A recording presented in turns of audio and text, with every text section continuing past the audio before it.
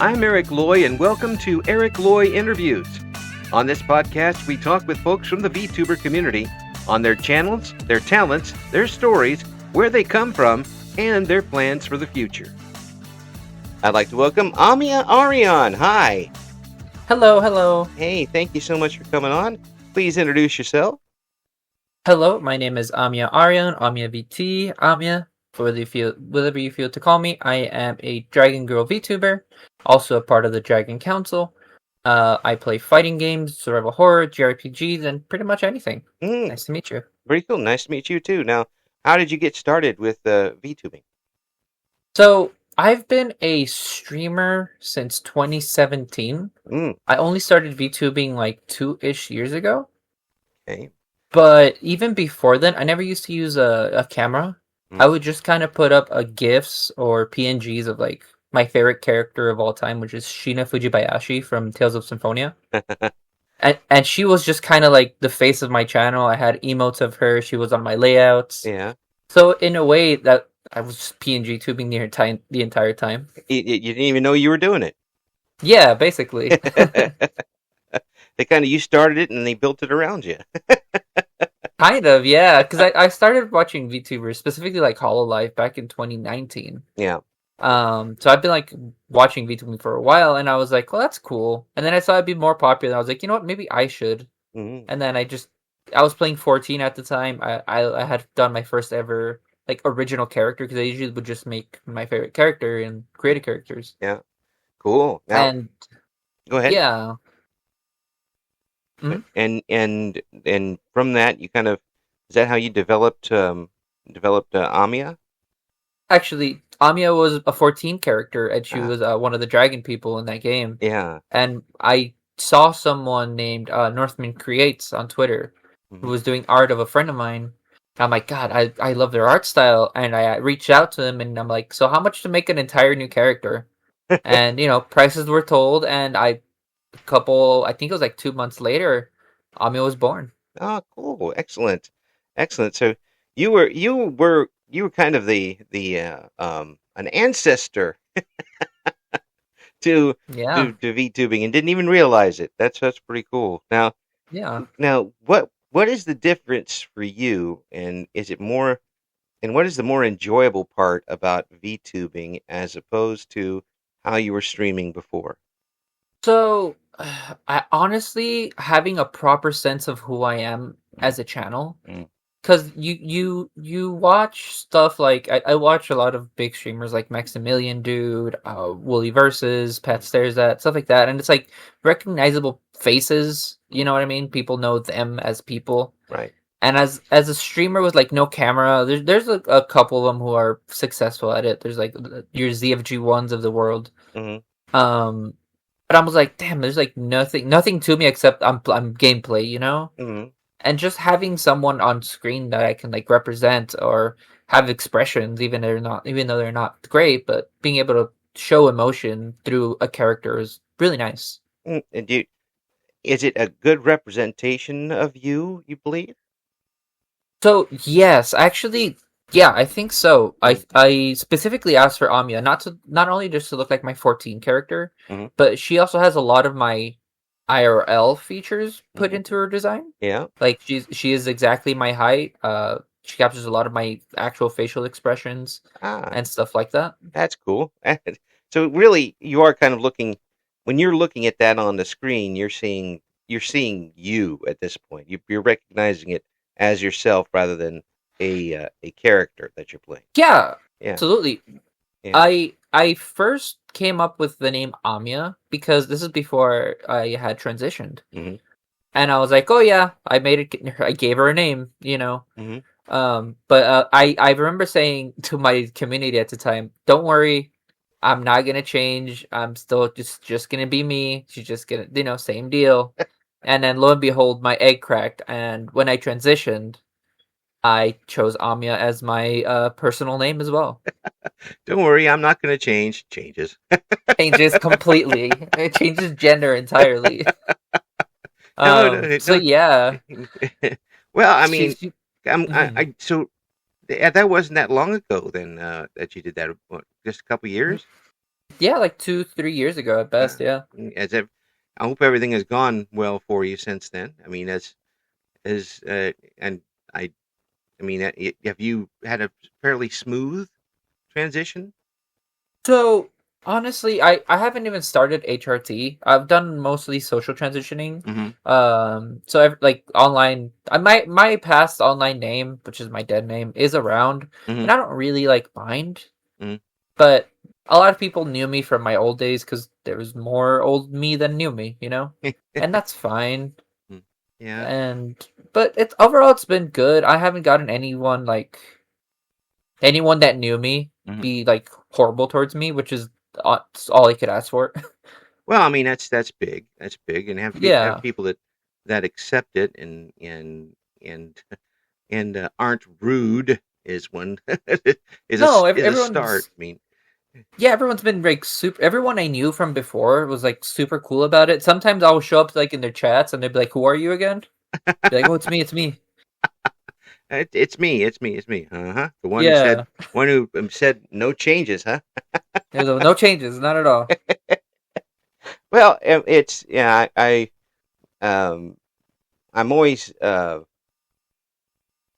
concerned about how people be accepted when they make the transition like that, and Mm. um, it's something that I won't be going through, and but it to me it takes it takes some courage to do that. To I mean, because it's not like you're getting a new pair of shoes for crying out loud. No, no, I mean, it's a big life change, yeah. and I'm a Hispanic Hmm. in culture and ethnicity, and that's a very like male dominated culture in Hmm. which this is like it's like kind of a big sin, one could say. Mm, yeah. And dealing with that IRL is a little bit more difficult than dealing with it online. Oh, sure. Yeah. But But here you kind of get a chance to present yourself without having to deal with the visual aspect of it of eyeballs on you, that type of thing. yeah, Yeah. for sure, it's like there is always the worry of like, is my voice like convincing enough that people immediately assume I'm one thing and I gotta correct them. Mm, That's always gonna happen to you. mm-hmm. But overall, like it's just like, hey, these are my pronouns, and people usually go, okay, cool. Yeah. I find that I'm training myself after 60 years on this planet to Hmm. to try to default to they them Hmm. um, for everybody because I don't I'm not smart enough to ask a person immediately what their pronouns are when I Hmm. meet them, but I don't want to offend anybody anyway by saying something that they don't uh, adhere to. Yeah, I realize it's not the most wonderful thing, but it, it's it's not easy for us old people. Yeah, I mean, it's better than not trying at all, you know? Yeah, yeah.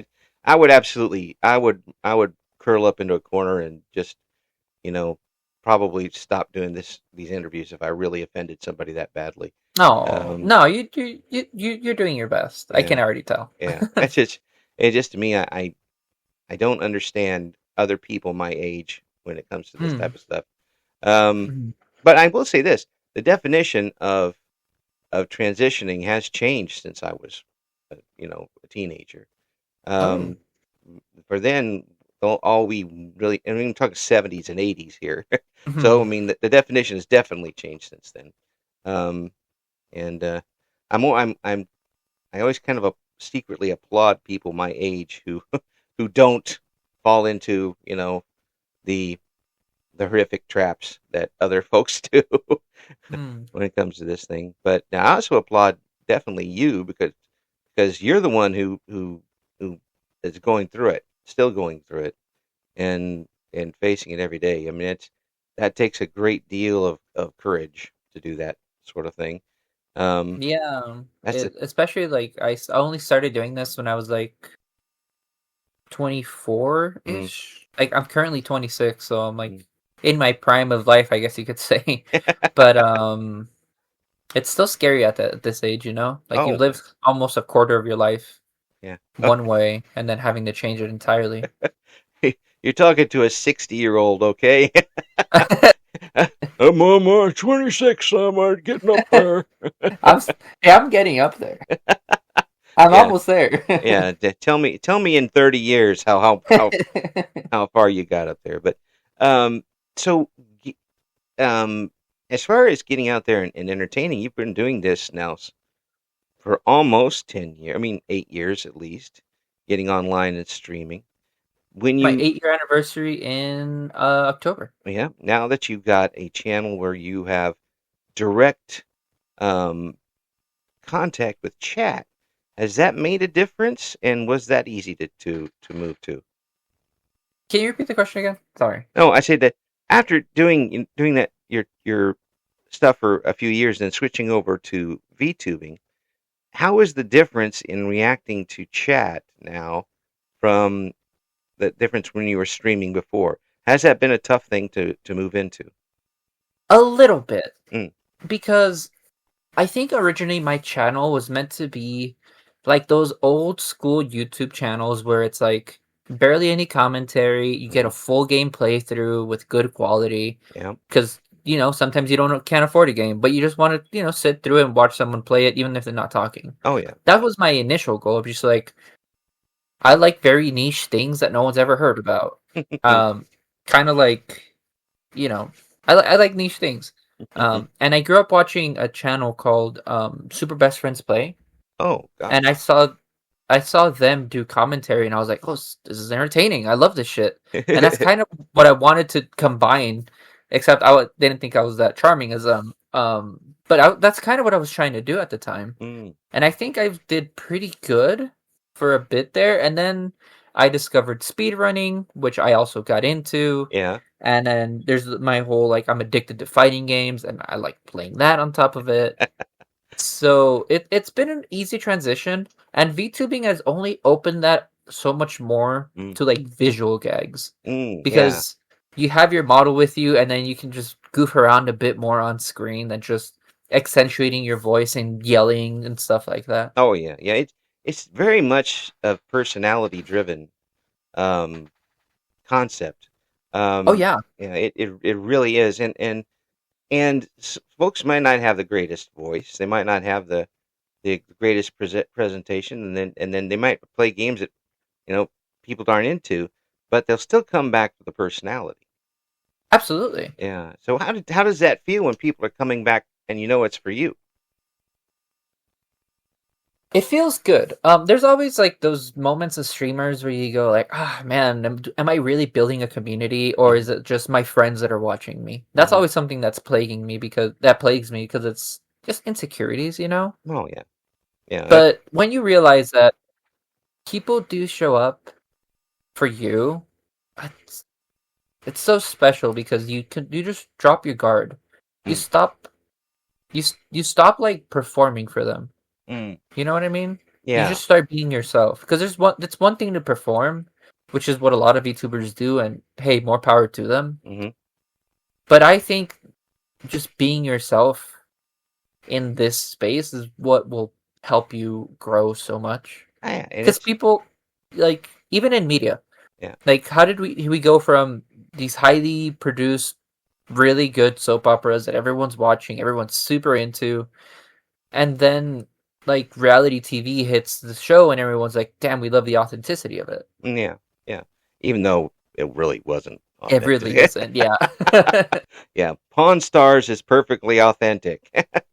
Oh yeah. I brought in this spaceship from the planet Zorg. Oh, I managed to have an expert here. I'm just next door. I'll go get him. I know a guy. I know a guy. I know a guy who knows. Signed this non-disclosure agreement. Yeah. uh, So it's like, it's just being yourself that will always bring back to this medium. Unless you're like an extremely good speedrunner or like a high level esports professional, people are there for you. yeah, yeah, and there's always the exceptions. I mean, it's always your mileage may vary with all of this stuff, but in general, and it happened to me and to folks in radio too, is that Mhm. because we didn't show our faces, and sometimes some of us used different names and personalities Yeah. while we were on the air. Um, so there is a little, you know, connection there, but Mm-hmm. it's still very personality driven. And if you've got somebody who you're just really comfortable with, Mm-hmm. that's so valuable. And you just absolutely really encapsulated it from the other side. Once you get the folks who are coming back, you get more comfortable, Yeah. and it becomes like, oh, I'm going to sit in my good old comfortable gamers chair and turn on and see what my community's doing. Mm-hmm. And while they're doing it, because they want to see what you're doing. Yeah, like what one of my goals to strive for as a content creator, even though I hate that word, I want to give the word I want to give the vibe of we're all just hanging out on the couch, Mm, playing a game together. yeah, Whether it's me showing you a game or yeah, we're just hanging out. That's the vibe I want. And if people are like going to sleep on the couch while I'm playing or yapping their ears off, that's totally fine with me. yeah. It's I kind of look at it like a campfire. Yeah, exactly. Yeah, and except this time I'm not like setting half the block on fire with it. I know. I know. I have no control. That's for the missus. She can control it. I set the And yeah, fire. She controls them. mhm. Yeah, and yeah, it's and then you get to enjoying yourself even more. I would imagine, and some of that nervousness kind of goes away. I mean, have you ever lost your nervousness going on completely?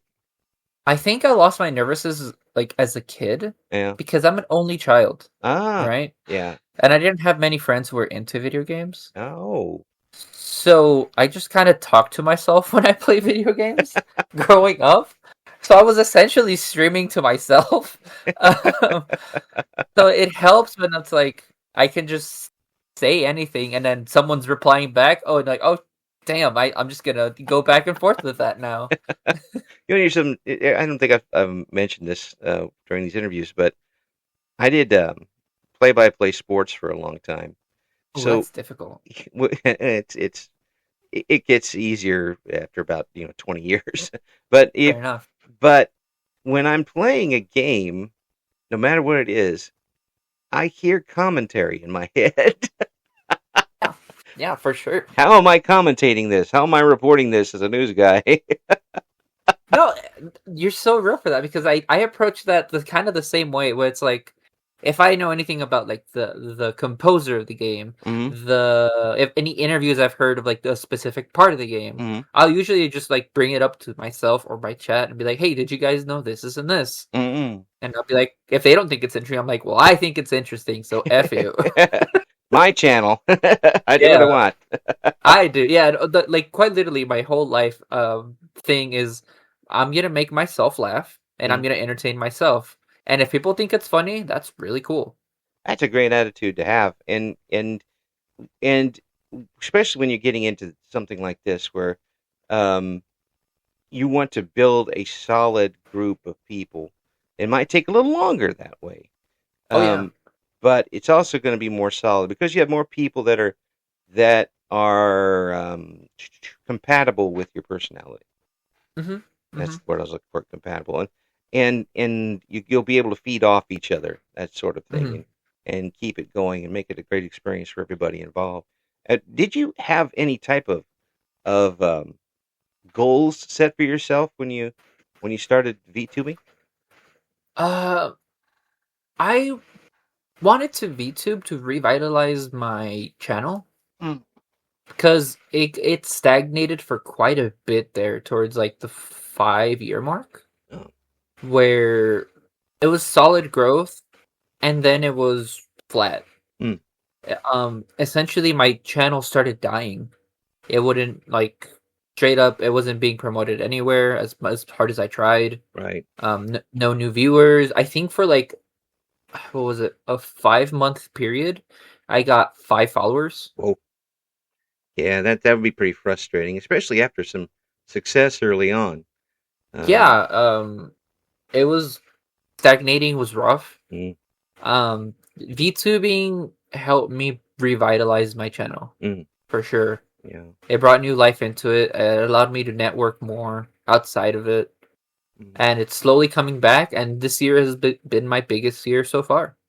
That's another thing too. You mentioned networking. Um, that was something that really wasn't big amongst the Let's Play groups before, where Nope. a lot of it was solo Yep. and in what can I do for me? With this, you get a chance to do some collaboration and you meet other people that you can bounce off of. Yeah. Like, even Twitch culture, it's like back in the day, you would stream and then host or rate somebody, and that's you helping someone out, Hmm. right? Yeah, Especially hosting, which is like a soft raid, yeah, where it's like, hey, I'm about to end. Go, I'm gonna send my people over there, but I'm making a big thing, right. and that's how you would network. Where it's like, oh, I'm hosting you now, or oh, I'm rating you now, Mm, and that's how you make friends. Nowadays, it's like you have to go beyond that because obviously Twitch has changed so much over the years. right, right. Do But people even do people even host anymore? hosting's dead. I miss hosting. Yeah, I think that when I the first little bit I started watching, I would see that every once in a while, but I don't even hear the word anymore come out of anybody's No, mouth. I don't even know if you can. mm-mm. No, it's dead. Like, Yeah. I've been watching Twitch since before it was Twitch. I used to be an avid Justing TV watcher, Oh my gosh. and then I've seen Twitch culture just evolve from the beginning. Are you sure And you're only in your mid-20s? I am. I was on Twitch since I was. I'm sorry, Twitch, don't ban me. Since I was 12. Too late. Um, Too late. That happened to me on Twitter. I put my real age, and they're like, "Hey, you were under 13." I was like, "Yeah, it was." Yeah. Account What? deleted. I was like, oh, "Okay." Oh, they deleted your account? Yeah, Oh, I turned 21, and I was like, you know what? Maybe I should put my real age because I'm a streamer, oh. you know. And then they were like, "Hey, you've been around since before 13." I was like, "Yeah." And I talked to someone like, "We have to delete it." I'm like, "Can you not?" Like, sorry, you broke the rules. I can't do anything about it. I was Ah, like, "Okay." well, that's a pain It was, in the yeah. brain. I had to restart my entire Twitter account too, And which was they didn't get on you because you restarted, did they? no, they Wow. were fine with it. It was just the fact that I started it early. Wow. Well, I'm like, okay, at least there's that. They didn't like ban you for life or anything like that. yeah, no, no. Yeah. It was it was just like, sorry, this specific account, it has to go. Mm. I'm like, okay, sure. All the stuff I worked in and got all the followers for has to go. Yes, At thank that point, that account was 6 years old, I believe. Yeah, you. Ooh, that's that's a lot of twitting. that's a lot. Yeah, backlog. I mean, better since I eventually did transition. So Yeah. yeah, Yeah. Well, in the long run. really. I mean, I guess that's true, isn't it? You kind of get to start very fresh at that point. Yeah, This is all falling into. You ever notice the dominoes falling into place for you here? yeah. My favorite expression. It's all coming up, Millhouse. Absolutely. So, in the games you're playing, mostly fighting games that you're playing, that type of thing. But you also mentioned, I believe, horror games. Yeah, I play survival horror, Mm, JRPGs, rhythm games. mm, Those are like my bread and butter, and anything Sega. and anything Sega. Uh, Oh, I'm a big Sega fan, girl. Sonic. Yep, Sonic, Mm, Space Channel 5, Jet Set Radio, oh, everything. oh my gosh, Jet Set Radio. Uh, Space Yeah, Channel I'm 5. a big show for the Dreamcast and Saturn era. Yeah, well, that's pulling a lot of people back. There's a lot of Oh people who don't yeah. even know those exist. No, that is what I want to do like nowadays, especially with games getting more expensive as the years go on. It's like I'm just gonna go back and show people cool shit. Yeah, yeah. I understand why games are getting more expensive because everything is for the most part. Yeah. But are they that much better? Or is a new game $45 better than a older game that I can buy for the same console? No, unless it's standout. Yeah. Um, Like the only one recently I can think of like the price was worth every single bit of that price was worth is like Expedition 33, and that was a $60 game. yeah, yeah. I see. I haven't actually seen gameplay of that yet. I don't. It's very much Legend of Dragoon Oh, style. okay. Yeah, and then it's a. Is it a multiplayer? No, single player RPG. Okay. Turn-based RPG. Alrighty. I see. I've got to temper my own um, video game acquisitions because one, my computer that I play video games on isn't working at the moment, and two, neither are my hands that well when it So comes. yeah, that game does have a lot of like perfect dodging and parrying. So Yeah, there is a bit of timing yeah. I there. mean, I think probably the limit is maybe a little faster than Fallout New Vegas. I could do maybe. I've never played a Fallout game actually. Really, you haven't played any of those? I would. No. I'm a little surprised because that something like New Vegas has a story and has Mhm. the you build up your character. It is an RPG after all. I mean, Yeah. really, it is. Yeah. Yeah. There's definitely horror involved. Yep. Yeah. I just have some very big gaps of knowledge in my gaming. Like I've never played a Skyrim. I've never Mm, played a Fallout. yeah. I never played a Witcher. Stuff like that. And Yeah.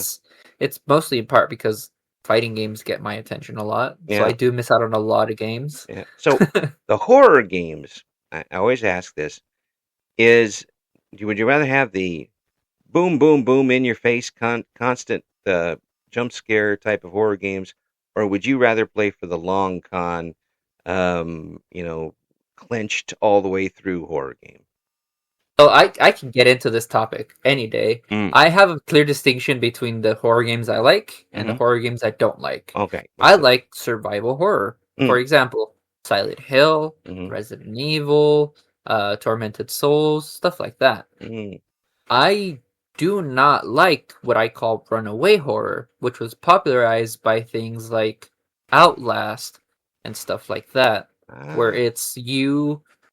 it's kind of like a walking simulator, and then things are running at you, and you gotta hide. Yeah. Like I'm not a big fan of those. So, I love survival horror where you gotta plan things out. You have limited resources. mm. You And can fight back. okay. I understand that. I understand that. But would you maybe play like that Alien game where you're on the spaceship and the alien is hunting you? Or Alien Isolation is survival horror for me yeah, because you're not exactly fighting back, but you're surviving with the limited resources you have. right, and but a game like Dead by Daylight, that wouldn't be quite what you're looking for. I played Day by Daylight for 80 hours, and I have not gone back in a bit because the gameplay loop doesn't appeal to me that much. Maybe as a killer, but even then, just I have my own personal issues with how they balance that game.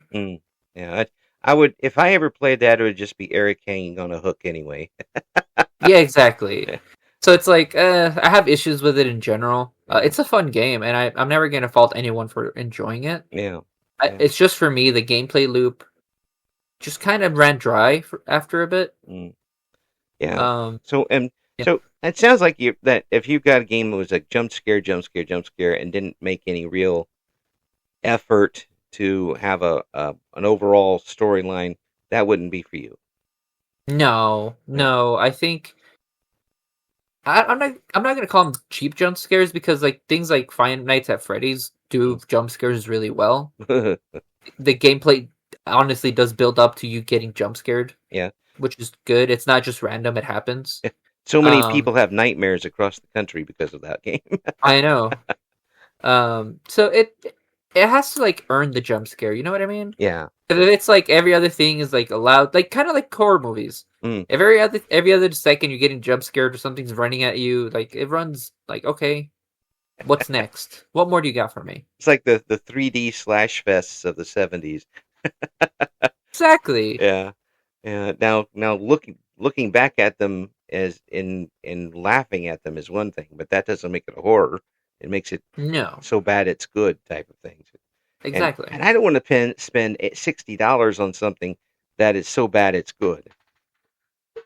Yeah, I mean, depends on the so bad it's good. Sometimes they're worth. It better be really, really good. Yeah, exactly. It's like, yeah.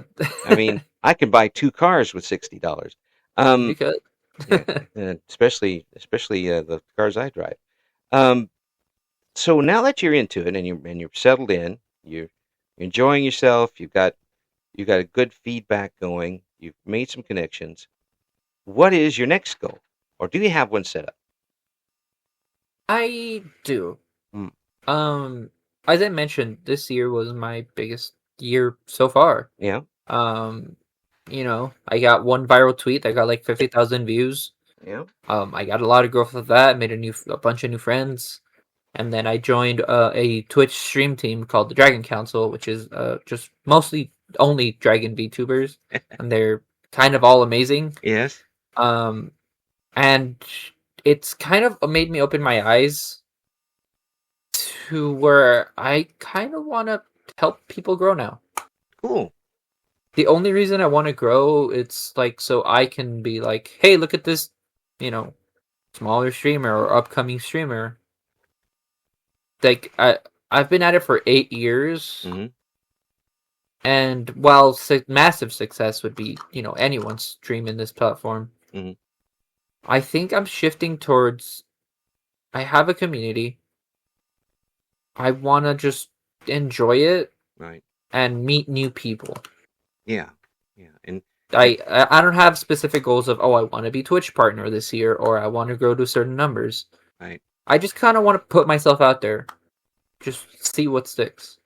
I want to talk to people about random games that I like. I want to just be myself with other people around me instead of just because for 8 years I've been very much a solo channel. I don't collaborate. I don't play much games with anyone else. Yeah. And that goes like to the games I play. I play fighting games. I play that. I do ranked matches. I used to do speed running for like Nier Automata, Resident Evil, stuff like that. And that's like an activity that you just kind of do by yourself. Oh yeah, I mean, it's I appreciate speedrunners. Even on the old NES, I couldn't do the speed run. I tried to do that with Mike Tyson boxing. Ooh. I couldn't get it done. Soda Popinski kept knocking me out. That's fair. That's fair. But yeah, that takes some dedication, and you know that game inside and out by the time you're done. Oh yeah. But it's the fun of the game isn't the same, is it, when you're doing that sort of thing? Depends on what you want from it. It is really fun just trying to like better your time. Do like, I messed up this time, but next run I'll do it even better. Yeah. Or there's some time save I can do here. I'll make it work out. So all that is really nice. I have to make this Hail Mary move here, otherwise it's not. Otherwise, yeah, I'm an hour into my run. Oh, I messed up the trick. Let's start over. Yeah. Yeah, that would drive me nuts because I grew up. Oh, well, grew up. I mean, I was old when it happened. Older, having the NES and doing the Super Mario Brothers and those games you can't save and come back to. Yep. And so yeah, run back. So if I was going through and messed up on one, I'm like, okay, I'm going back and I got another life, and I'm not starting over again after level 7-3. It would not be particularly something I'd want to do. And at that point, you're like, all right, I'm just gonna use the shortcuts. That's right. Well, there were a few. They're from like warps and stuff, but yeah. So when you're doing we're doing the speed runs, were you using the shortcuts? Were you using the what did you not use? The blips, shortcuts, or what?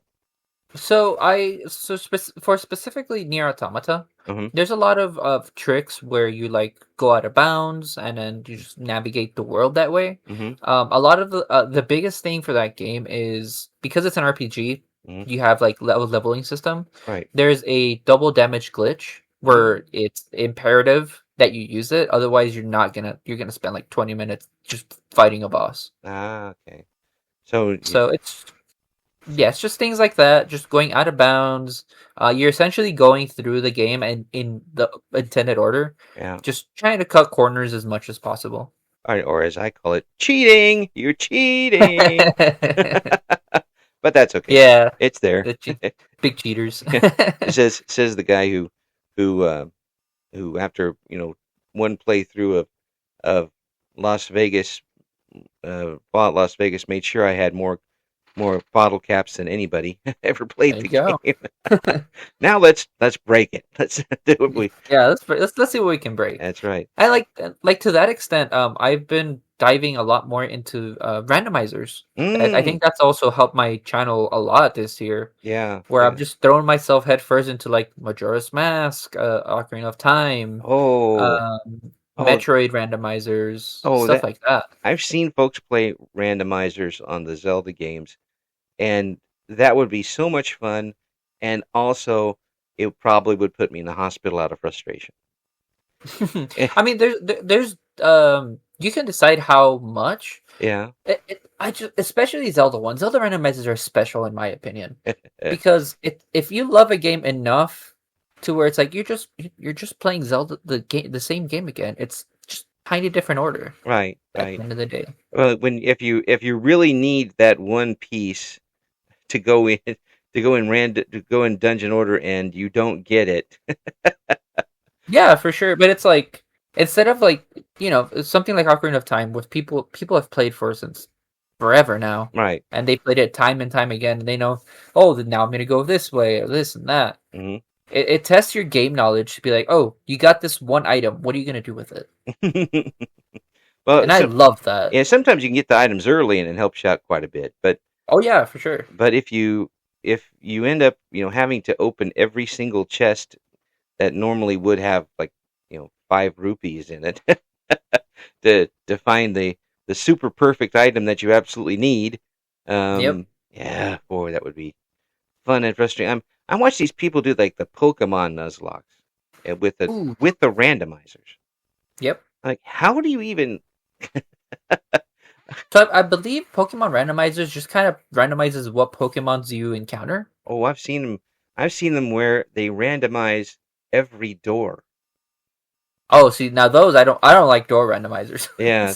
I agree with those. I do not. I have a horrible memory. I have a horrible memory, so I don't mess with door It would randomizers. literally be randomizer for you. I'd be like, I don't know where I was 3 doors ago. That would be where I would have to bring out like 6 notebooks and write them all down as I went. And For a bit there when I was learning randomizers, I on my phone I have like a list of like, all right, let me type in things I need to remember. well, I mean, if you do what you can as far as that goes, if you don't have a good memory for that sort of thing, you're never going to get through it at that point. Oh no, No, no, you it's gotta improvise. absolutely, and improvisation is the godmother of innovation. Yep, And fake it till you make it. They say. that's right. I did that in radio for 30 some years. There you go. But so you've got a goal as far as that goes. What about other types of streaming? Um, if you thought, I mean, you did different types before, uh, but have you thought about incorporating that a little bit? Do like some sort of a hand cam stream or something like that? Not exactly. So, kind of the thing I want to innovate on in the future, probably next year, is just having like streams where I just talk Mm. because I don't feel like I'm a really good talker per se, Oh, it's and we've it talked 40 minutes and it's been I perfect. know. It's just that fear of like, okay, I'm gonna talk, but are people gonna come watch? Because I am primarily a gaming channel. Right. So I'm like, would people even want to watch me talk? Mm. It's so I just kind of have to throw myself into it, hope for the best, you Mm. know. But it's scary. Yeah, and the it does give you a different stage, Oh yeah. and you don't have that to kind of lean on. But again, if folks are coming in and interacting with you during that, and you're able to keep up conversations, it's folks are able to do that. Go maybe like maybe kind of work your way into it a little bit, like a work along channel where you got doing something, some task and talking to them at the same time. Yeah. Kind of working that way. But I, I can see you doing it.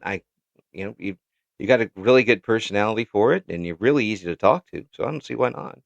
Oh, thank you. I appreciate that. Yeah, I think it would work out absolutely great.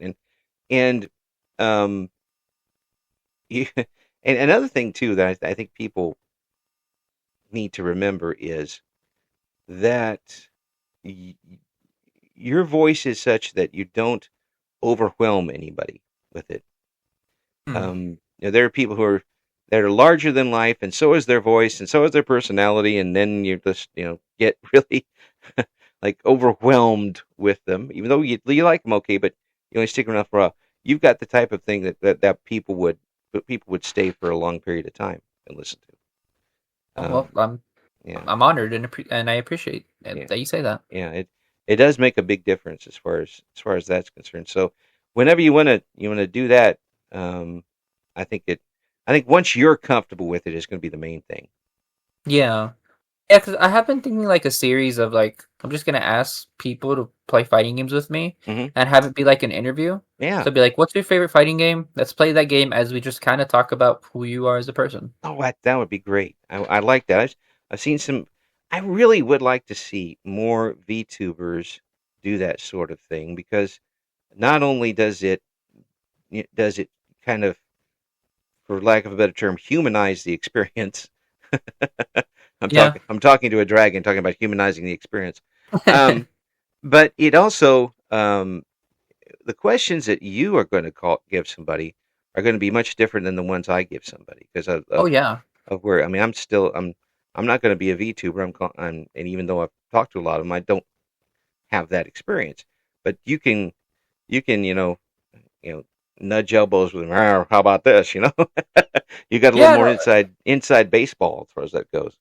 yeah, and if I'm being completely honest, I don't want to just interview VTubers though. I want Mm. to interview like fighting game players. Yeah. I just want to talk to people because I might be a little bit of a fighting game addict. Um, so I just want to talk to people like what was your first fighting game? What made you like it? Why do you love fighting games? Yeah. So like me personally, and like I apply fighting game knowledge to my personal life. Oh. Um, in fighting games, you lose a lot, Mm-hmm. and you learn from losing. Mm-hmm. And I apply that same knowledge to my personal life, where life is. And it sounds like very extreme, but life is worth living if you can fail at it. Well, yeah. Yeah.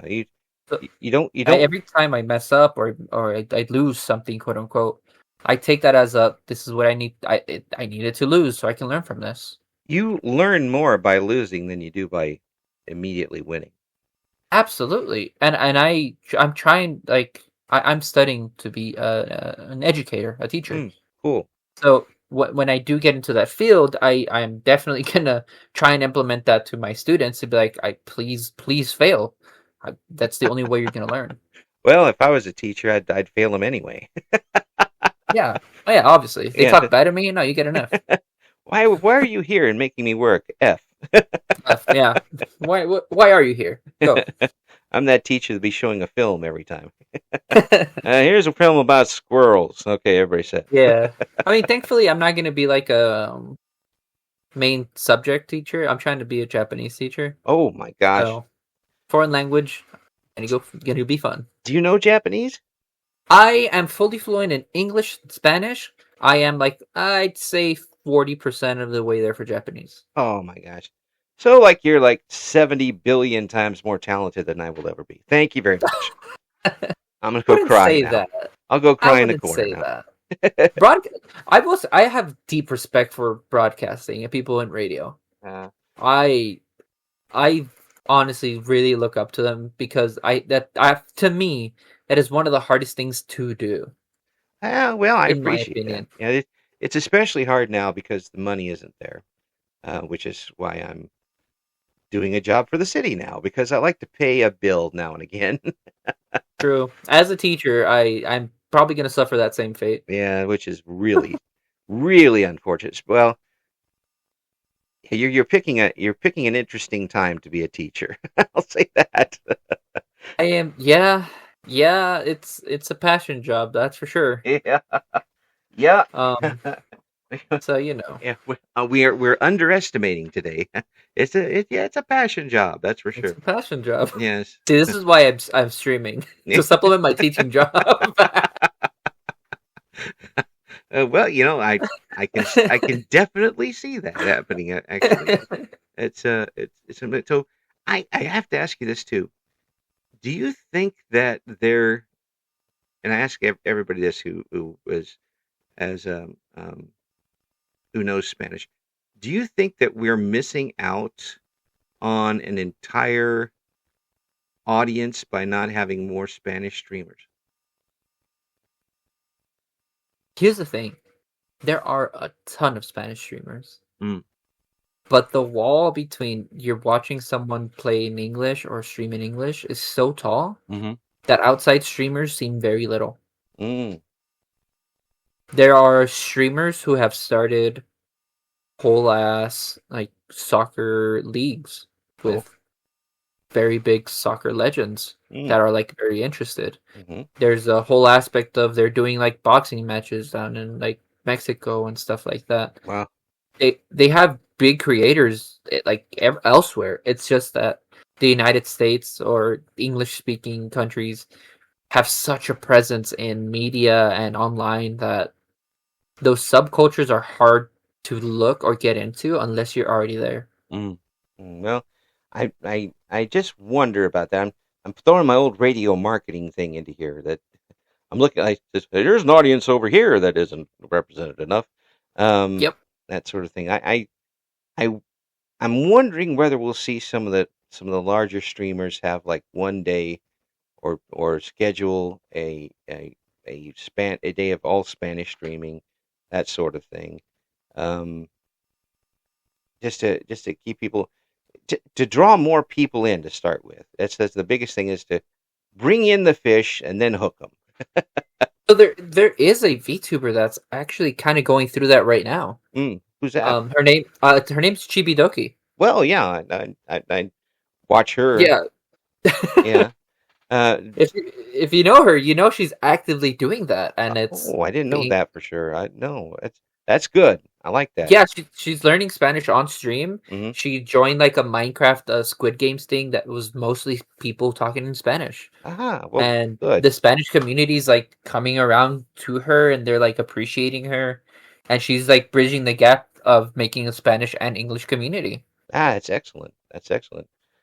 It's kind of funny that it's Chibi Doki, but It's really funny that it's Shibidoki considering all she knows are mostly bad words. yes. Well, you can you can certainly throw back a few beers over some interesting words and Oh yeah. bond together on that sort of Yeah. thing. Another person who's done that and I look up to them. I believe the channel name is Rora ATF. Okay. She implements her English and Spanish like kind of seamlessly. Where she's doing a bunch of events with like Spanish speaking VTubers, and then she goes back to English speaking VTubers, and it's really nice. Oh, I see her work, and I'm like, that's cool. I'm afraid. I personally am very afraid to go into the Spanish side of VTubing or content creating in general. Simply because I've cultivated an audience of only English speaking people.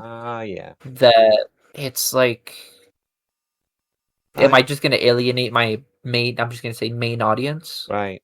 just to try something new. Yeah. Like, are they both going to mesh well? Because if I had both English and Spanish speakers in one, chat room at the exact same time, can I regulate that properly?